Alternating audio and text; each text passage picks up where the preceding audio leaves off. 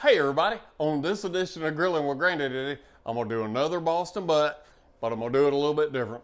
I'm going to do it on the Weber kettle grill.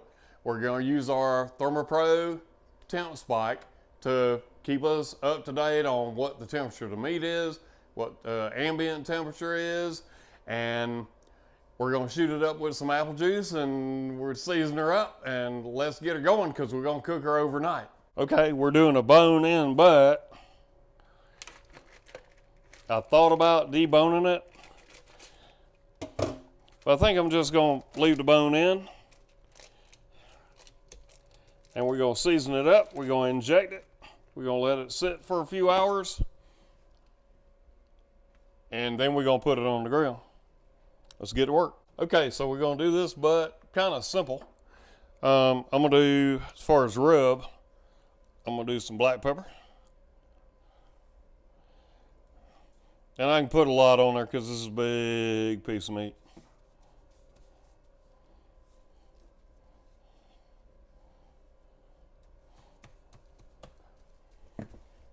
I'm going to do some garlic salt.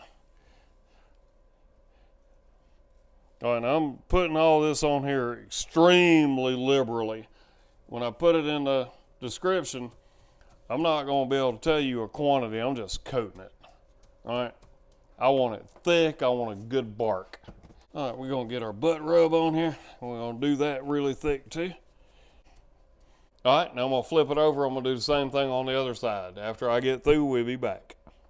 Okay, so I got my rub on. Now we're going to get ready to inject it. We're going to inject it with some apple juice. Let's get to that stage. All right, I got my rub on. Now we're going to inject it with some apple juice.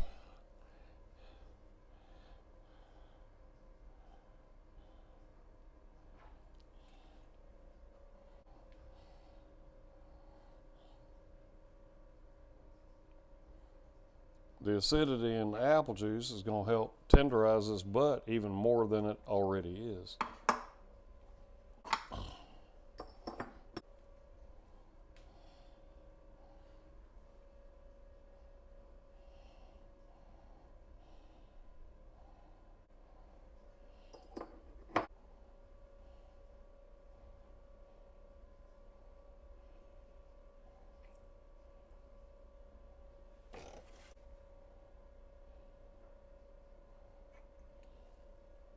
Okay, so we finished injecting our butt.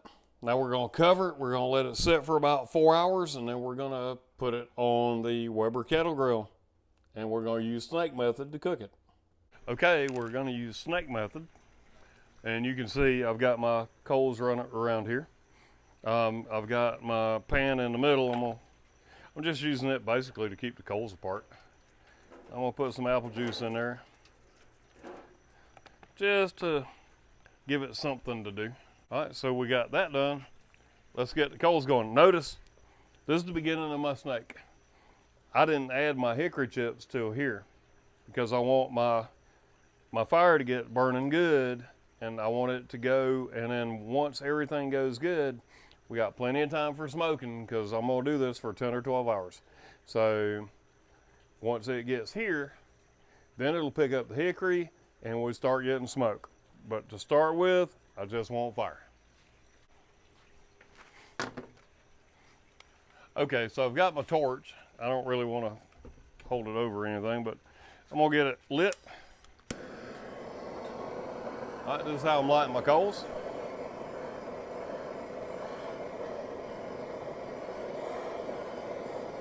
And then I'll dump them at the beginning of my snake once they get good and red hot.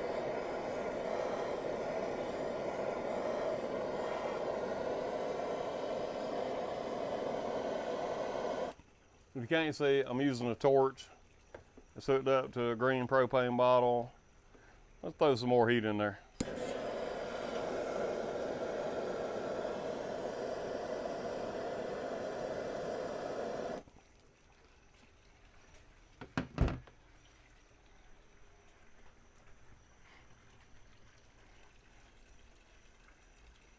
I don't know if you can see the smoke coming off of there or not. I'm gonna set this down and I'm gonna let it get good and red hot. And then we will light the beginning of the snake. Okay, we're at 9:30 at night on a Friday night. I got my chimney good and full of red hot coals. So I'm gonna dump them right here at the beginning of my snake.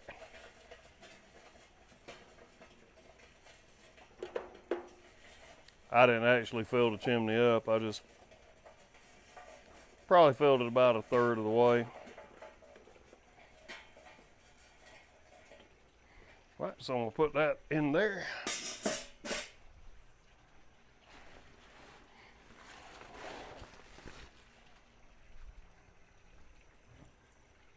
I'm gonna take my tool. I'm gonna pull all those hot coals back this way.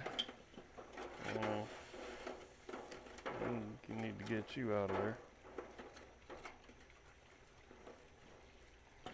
So I'm gonna pull these hot coals. I'm gonna pull these hot coals back this way because I don't want my snake to get too hot and to burn too fast. So now that I've got that done,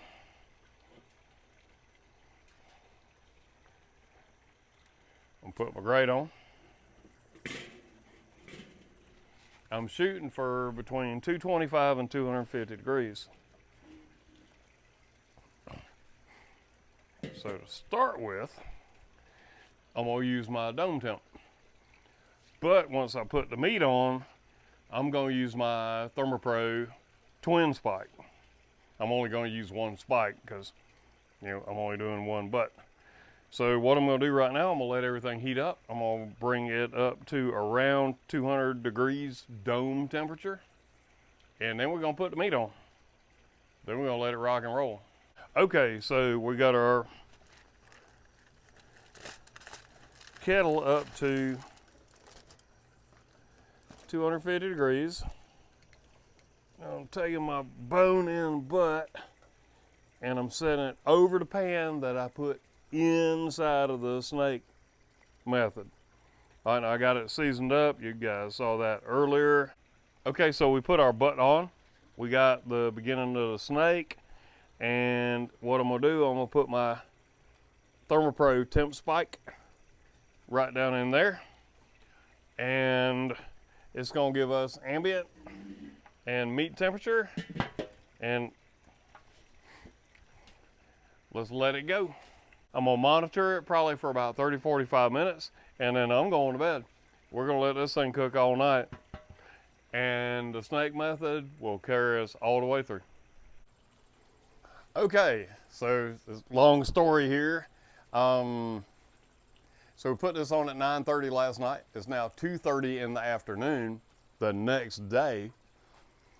So 9:30 to 9:30 is 12 hours, so it's been on for 17 hours. I made a mistake. I'll explain it in more detail shortly, but right now, let's get this butt off the grill.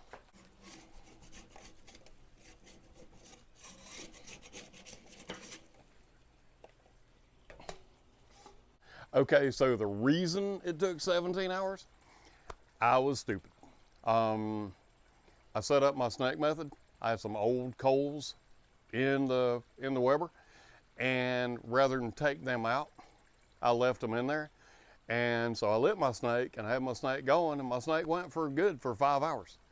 And then the old coals did not light.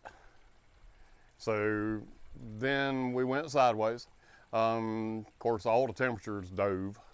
And I woke up at 4:45 to come check because my ThermoPro temp spike told me that, you know, the alarm I had set was, it went off.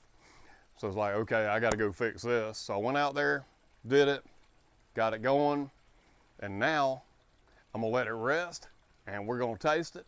And I feel certain it's gonna be really, really good. Okay, so I just pulled the bone out here, and man, look at this.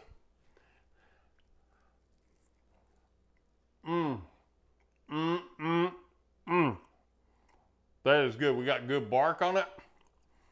Man, it's good. And if you made it this far in the video, then yeah, I did make a mistake. That's why it took 17 hours. And I explained that a little bit earlier.